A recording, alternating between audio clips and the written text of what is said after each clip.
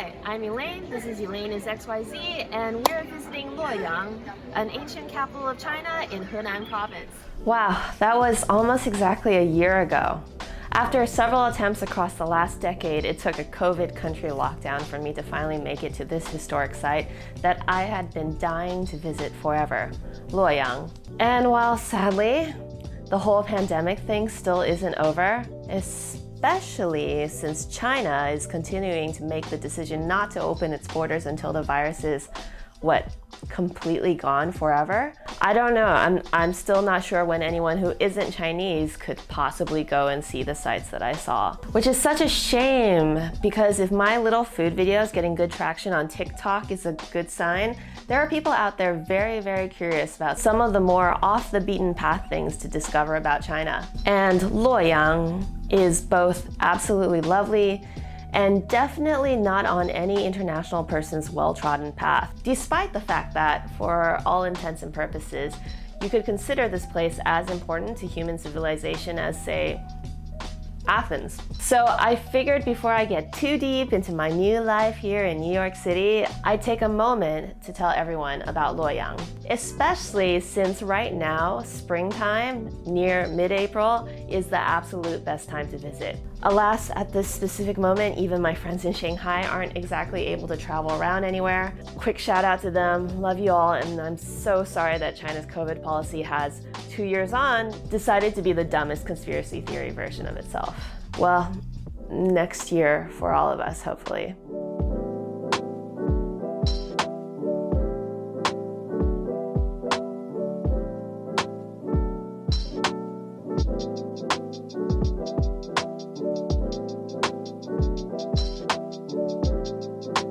The city itself has been around for many millennia. Yes, not centuries, millennia. Located in the central plain of China, it's one of the oldest cities in the country and considered a cradle of Chinese civilization. I mean, this area has been considered a sacred ground since the late Neolithic period, probably because its location on the sunny side of the river Luo, which is where its name comes from, by the way, made it a really good place for ancient peoples to actually cultivate enough food to create settlements here. One of the first references to Luoyang is found in writings about the Xia dynasty king, who in 2070 BC, almost 4,000 years ago, moved his capital to this area. In the ensuing hundreds of generations, the city has served as the capital to the Han dynasty, the Wei dynasty, the Jin dynasty, and most famously as the seat of power for China's only empress, Wu Zetian.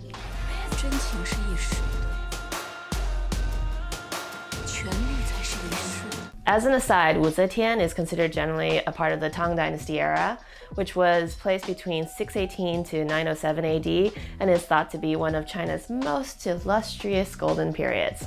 Technically, though, when she managed to actually become empress, she formed her own little dynasty to differentiate it from the Tang, Zhou, and she moved her court to Luoyang from the Tang capital of Chang'an for reasons I can only describe as Game of Thrones-ish. Like, oh man, if you want political drama in lush, extravagant, and surprisingly diverse settings, check out anything about the Tang Dynasty. In fact, I just checked, and if you're in the right region of the world, like, say, America, one of the best historical dramas to come out of China in the last couple of years, The Longest Day in Chang'an, is now up on YouTube with subtitles. I'll put the link in bio. It is so worth watching. Chang'an, now called Xi'an, is the right time period and mood, but ultimately it is a different capital though. Luoyang was the second largest city of the time. And when Wu Zetian moved over there, she named it Shendu, or God's Seat. 1400 years later, her time period here is still being celebrated. Which gets us to what some of you might care a little more about than the history, though maybe hopefully not that much more, because here in China's ancient city, the two are inextricably tied together. But what do you do once you're in Luoyang? Well, probably the most famous landmark in Luoyang is actually right outside of it, and very reflective of the long history of the city, the Loman grottos.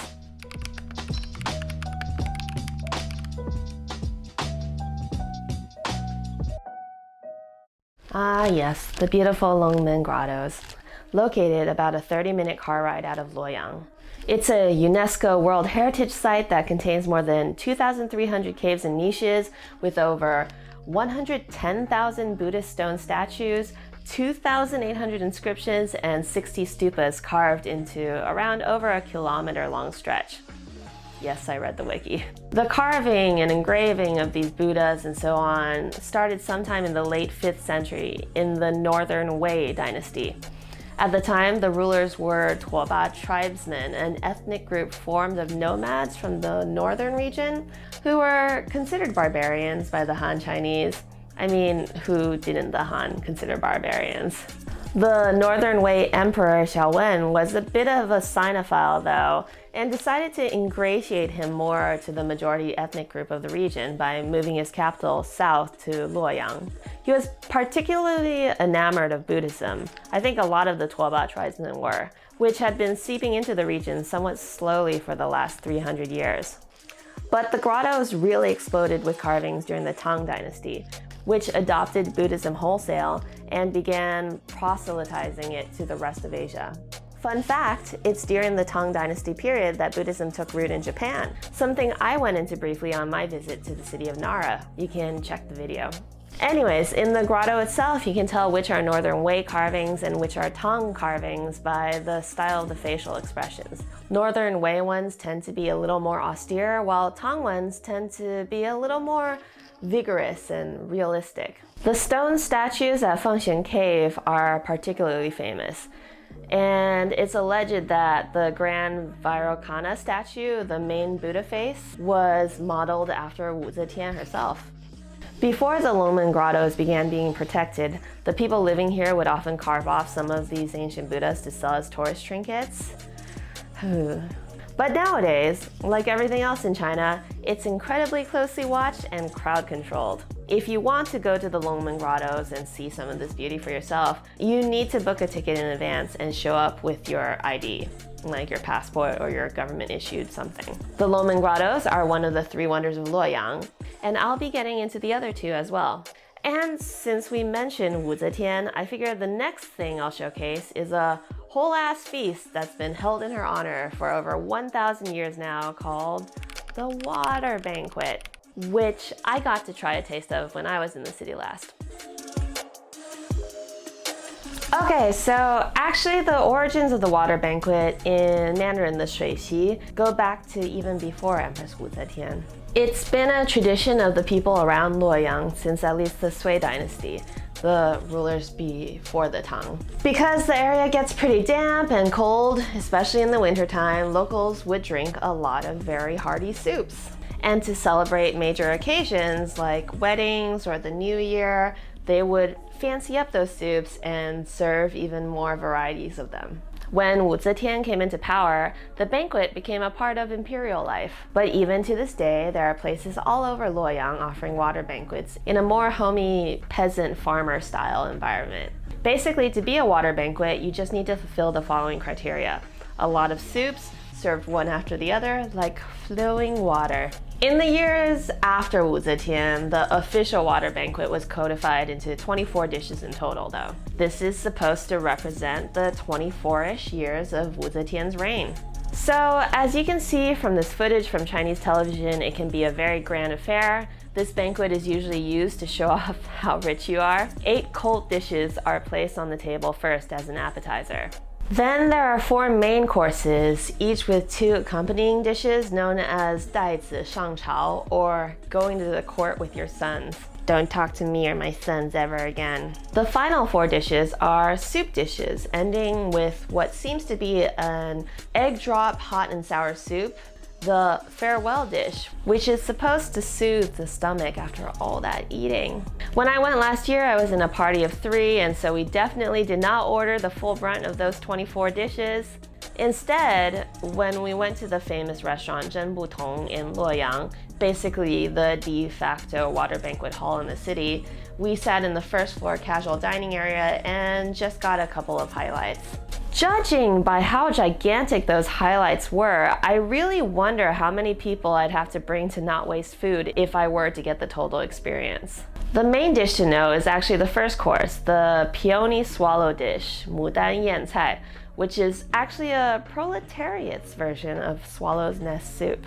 Instead of using actual swallow's nest, it uses the much easier to come by and probably healthier shredded turnip. There's a whole story here about how Wu Zetian was presented with the largest turnip she'd ever seen from a farmer proud of his growing prowess, partially to honor that tuber, and partially because she was getting really tired of the really heavy dishes she normally ate. She asked her kitchen to come up with a dish that was both humble but still imperial enough to be worthy of her station. The peony swallow dish was thus invented, consisting of a bed of shredded turnip, then sections of, well, it varies by restaurant. It could be ham, mushrooms, cuttlefish, sea cucumbers, chicken. As long as it's julienned and placed around the radish, it works for the dish. An egg cake made out of steamed egg and flour is then carved into the shape of a peony and put on top. So actually, up until very recently, apparently, this was just called the swallow dish to represent how much it looks like swallow's nest soup. The peony part of the name, allegedly, was coined by Premier Zhou Enlai, who, while entertaining a delegation from Canada with the water banquet, remarked that Luoyang's peonies are the best in the world. It even grows in these dishes. And so they added the word peony, mudan, to the name of the dish. Apparently, everyone liked it so much they ordered it twice. Before we go on, I just wanted to say good on that Canadian delegation, including Prime Minister Trudeau, the older Trudeau, for being so adventurous with their food. The soup itself is very peppery. In fact, a lot of Henan cuisine, a lot of their soups I found were very super peppery. Something I believe is left over from them being the main spice route into the rest of China. I guess the locals got used to showing off how much spice they had by putting way too much of it into their dishes. I say this as someone who obviously loves Chinese cuisine, all types of it. Luoyang's dishes are definitely an acquired taste profile, and it's actually pretty different from most other Chinese cuisines. And yet, those Canadians from the 1970s actually went for it. We stand foodie adventurers. Anyways, back to the main story. The Mudan Yan Cai actually is a perfect segue into the third wonder of Luoyang, peonies. Yes, peonies, also known as mudanhua. Peonies are a big traditional flower in Chinese culture, and alongside the plum blossom have been appearing in Chinese art and design for nearly 2 millennia. And Luoyang is considered the center of peony cultivation in China. So my party went in March, which is why a lot of the footage I filmed is a little cold and rainy. The actual best time to head there is right now. And one of the reasons I happen to be talking about Luoyang right now is because April is the prime time for getting deep into flower season. We went to Luoyang Guojia Mudanyuan Garden, one of the best places to get up close and personal with millions of these gigantic flowers. In fact, there's apparently something like 1,200 different varieties there, including a black peony, one of the rarest colors to find in flowers.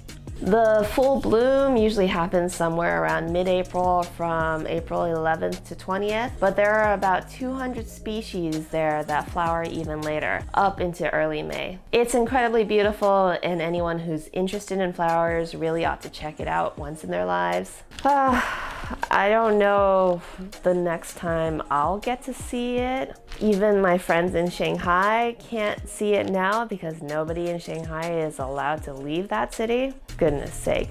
I won't go into too much of a rant about it because I've ranted about it other places, but in case you didn't know or you're watching this sometime long in the future, Shanghai locked down the entire 26 million people of its populace, despite 90+% of people being vaccinated and all the cases they're finding being mostly asymptomatic.